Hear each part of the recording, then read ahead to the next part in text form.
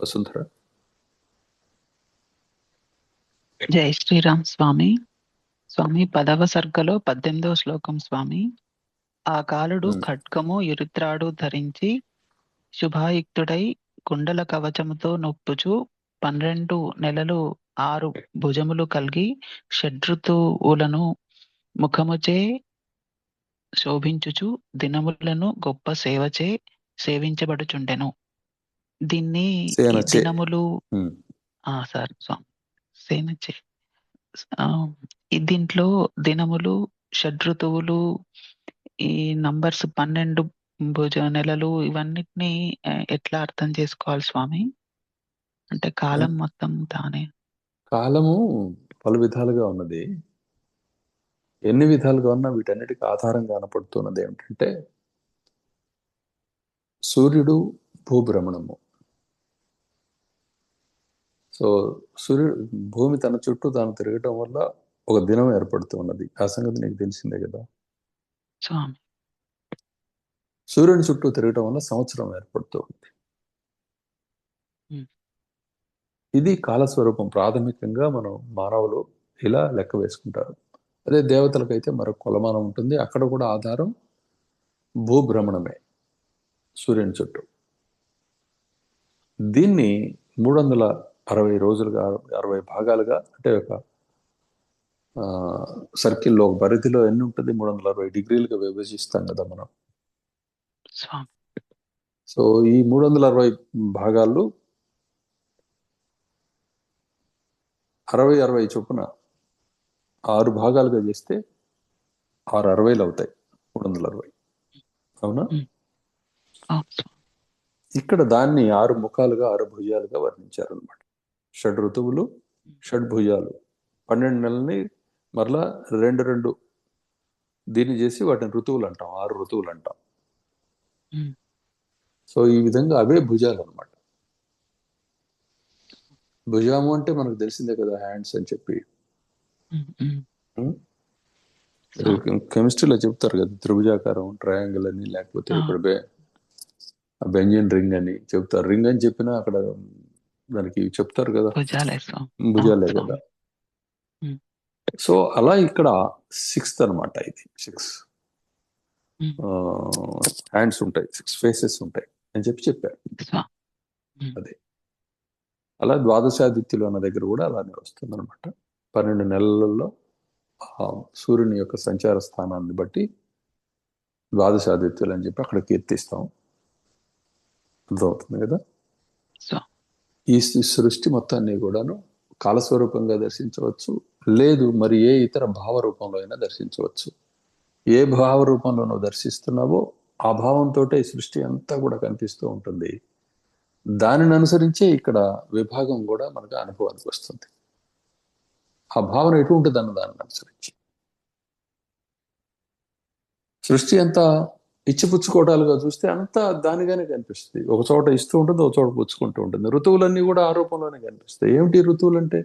వాయు సంచారము, తపో సంచారమే తప్ప, అంటే వేడి సంచారం తప్ప వేరే ఏమున్నది ఈ సీజన్స్ లో? అంతే కదా. ఇది ఎండ్లకాలం, ఇది చలికాలం, ఇది వానాకాలం అంటున్నావు. మళ్ళీ ఇంకొక విభాగం చేసి దాన్ని 6 చేసావు, ఇంకో విభాగం చేసి 12 చేసావు. చేసే వీటన్నిటి యందు కూడాను నిత్యం జరుగుతూ ఉన్న వ్యవహారం ఏమిటి? వేడి చల్లదనాలు అటు ఇటు మారుతుంటే ఆ మార్పుని వాయువు అనే పేరుతో పిలుస్తూ మనం ఇది ఋతువు అనే పేరుతో చెప్పుకుంటూ అనుభవం పొందుతూ ఉన్నాం ఈ శరీర రూపాల్లో. ఈ శరీరంలో జరుగుతున్నది ఏమిటి? ఇవ్వడం తీసుకోవటమే కదా. ప్రతి సెల్ టు సెల్ కనెక్షన్ ఉంది, వాటి మధ్య ఇంటరాక్షన్ ఉంది. ఉందా లేదా?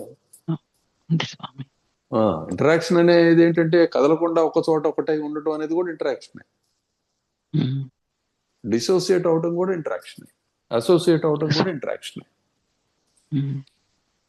సో ఈ విధంగా నువ్వు ఏ దృష్టితోటి నువ్వు దృశ్యాన్ని దర్శించదలుచుకున్నావో అంతా దానిగానే కనిపిస్తుంది. ఇక్కడ కాలస్వరూపంగా దర్శించేటప్పుడు సాక్షాత్తు స్వయంగా మా కాలుడు ఇప్పుడు భగవద్గీతలో స్వామి చెబుతారు, ఎవరయ్యా నువ్వు ఈ రూపంతో ఇలా కనిపిస్తున్నావు, భయంకరంగా ఉన్నావు అంటే కాలోస్మి లోక క్షయకృత్ ప్రవృద్ధో అని చెప్పి అన్నారు కృష్ణ భగవాన్. నేను కాలస్వరూపుణయ్యా, ఈ లోకాలని నశింపజేసి మరలా పుట్టింపజేస్తూ ఉంటాను. ఈ నశింపజేసేదానికి నేను ఇప్పుడు ఉత్పన్నమై పూనుకొని ఉన్నాను. నన్ను ఇప్పుడు కాలస్వరూపుడుగా దర్శించు, అప్పుడే నన్ను సంపూర్ణంగా నువ్వు చూడగలుగుతావు. ఆది నుంచి అంతం దాకా చూస్తే కదా పూర్తిగా చూశాడని చెప్పేది, ఆయన దర్శనం అయ్యేది. నువ్వు నన్ను చూడదలుచుకున్నావు కదా, చూడటం అనేది దృశ్యం. దృశ్యం ఎప్పుడు కాలాత్మకమైనది. ఆ మహాకాలుణ్ణి, కాలుణ్ణి నేనే, అందరి కాలుణ్ణి నేనే అని చెప్పారు పరమేశ్వరుడు అక్కడ. ఇక్కడ అదే చెప్తున్నారు వశిష్ఠ భగవానుడు కూడా భృగువు గురించి చెబుతూ. ఆయన పరమేశ్వరుడు అన్నారు. అటువంటి ఆయన దృశ్యంలో ప్రవేశించడంతో ఆయన భృగుత్వాన్ని పొందటం వల్ల ఈ భృగువు కంటే కూడాను ముందు బ్రహ్మదేవుడు, ఆయన కంటే ముందు విష్ణు భగవానుడు, ఆయన కంటే ముందు కాలుడు అనేది కనిపిస్తుంది. అక్కడ నారాయణత్వము, లక్ష్మీనారాయణత్వం వస్తుంది. అంటే ఇది లక్ష్మీనారాయణులు వాస్తవమా అంటే అక్కడే పార్వతీ పరమేశ్వరత్వం వస్తుంది. నువ్వు ఏ దృష్టితో చూడదలుచుకుంటే ఆ దృష్టితో సత్యం ఆవిష్కారం అవుతుంది. సత్యం దృశ్య రూప అనుభవంగాను కేవల అనుభవంగాను రెండు విధాలుగా ఉంది. నిజానికి రెండు విధాలుగా లేదనమాట. కాబట్టి ఎలా చూడదలుచుకుంటే అలా కనిపిస్తుంది ఆత్మ తనకు తానే. ఇక్కడ ఈ కాల రూపంలో దర్శిస్తూ ఉన్నాం. ఇప్పుడు ఏమన్నాడు ఆయన భృగు మహర్షి, అకాలంలో నా కొడుకుని, ఆ సమయముననే కాదు అసమయముననే అని చెప్పి చదువుకోవాలి. అది ఇక్కడ ఒక శ్లోకంలో ఇంతకుముందు చదివారు వీళ్ళు, ఆ సమయముననే 16 స్వామి. అసమయముననే అంటే అకాలముననే. అకాల ఏవ మత్పుత్రో నేత కిమితి కోపిత కాలాయ శాపముత్సృష్టం భగవాన్ ఉపచక్రమే.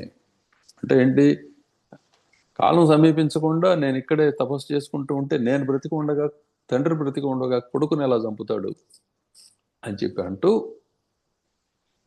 ఆయన కోపంతో, ఎందువల్ల తన కుమారుడు ఎంతటి ఉత్తముడో ఆయనకు తెలుసు. మరి అటువంటి ఉత్తముడిని ఎందుకు తీసుకువెళ్ళాల్సి వచ్చింది, అతని అపరాధం ఏమిటి అని చెప్పి ఆయనకి చటుక్కున కోపం వచ్చింది. మరి మన పిల్లలు అమ్మా అని చెప్పి ఇంట్లోకి ఏడుస్తూ వస్తారు, వీళ్ళే ఇంకొకళ్ళని కొట్టి వచ్చి ఉండొచ్చు, వీళ్ళే అపరాధం చేసి వచ్చి ఉండొచ్చు. కానీ వాళ్ళు ఏడుపును చూసి ముందు ఏమనుకుంటాం, లోకం అంతటినీ నలిపేయాలని కోపం వస్తుంది మనకి. అవునా కదా? ఎవరేమి హాని చేశారో అనిపిస్తుంది. అదే భృగు మహర్షి రూపంలో ఆయనకు అనుభవానికి వచ్చింది. ఇప్పుడు ఒక క్షణమే అది. కానీ తక్కిన వాళ్ళు ఏంటంటే, ఇప్పుడు ఈ మానవులు ఏం చేస్తారు, తప్పు తమ పిల్లలదని చెప్పి తెలిసినా సరే, తర్వాత తమ తెలుసుకోగలిగినా సరే క్షమించమని అడగగలిగే ధైర్యం ఉన్న వాళ్ళు ఎంతమంది, నిజాయితీ ఉన్న వాళ్ళు ఎంతమంది పొరపాటు జరిగిందని చెప్పగలరు. ముందైతే అది వాళ్ళని సమర్థించుకోవడానికి ప్రయత్నం చేస్తారు కదా. సో ఇది తేడా ఆ మహానుభావులకి సామాన్యులకి. ఇక్కడ భృగు మహర్షి తాను స్వయంగా కాలస్వరూపుడై ఉండి కూడా, ఇప్పుడు కాలరూపాన్ని ధరించి ఉండి కూడా, ఇప్పుడు భృగుత్వం అంటే కాలరూపమే, దాన్ని ఆయన ఎంతకాలం దాన్ని ధారణ చేయదలుచుకున్నారు అంతకాలం ఆయన ధారణ చేయవచ్చు. సమాధిలో ప్రవేశించి మరలా దృశ్యంలో ప్రవేశించవచ్చు.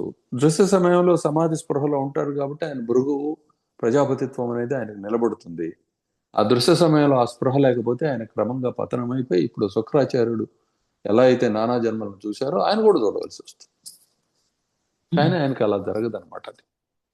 కాబట్టి ఇప్పుడు కాలుడు, ఆయనకు ప్రత్యక్షమైన కాలుడు పరమేశ్వరుడు ఏం మాట్లాడబోతున్నారో అన్నది మనం వింటాం ఇక ముందు. క్లియరా? క్లియర్ స్వామి. జై శ్రీరామ్ స్వామి.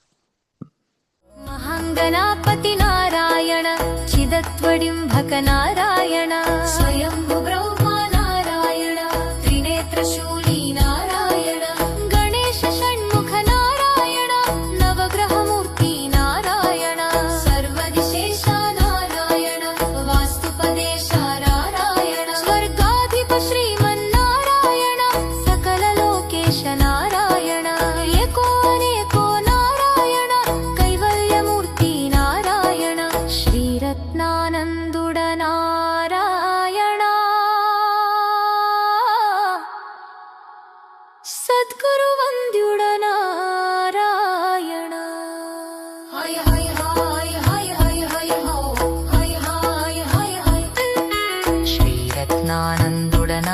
నారాయణ సద్గురు వందుడ నారాయణ